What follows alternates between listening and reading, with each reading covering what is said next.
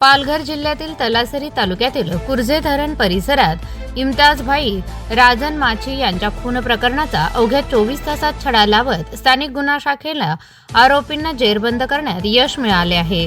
बुधवारी रात्री उशिरा कुर्जे धरणाच्या पायथ्याशी इम्तियाज भाई राजन माची यांच्या रक्ताच्या थारोळ्यात मृतदेह आढळून आला होता। मृताच्या डोक्यावर धारदार शस्त्राने वार करण्यात आल्याने हत्या झाल्याचे स्पष्ट झाले होते।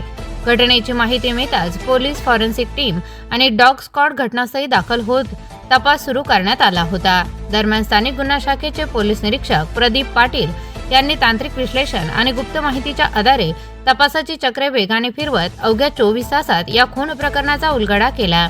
या प्रकरणी मुख्य आरोपी जेरी बाबू माची यांच्यासह मृताची पत्नी जेरी माची हिला अटक करण्यात आली असून अनैतिक संबंधातून हा खून झाल्याची धक्कादायक माहिती पोलीस तपासात समोर आली आहे।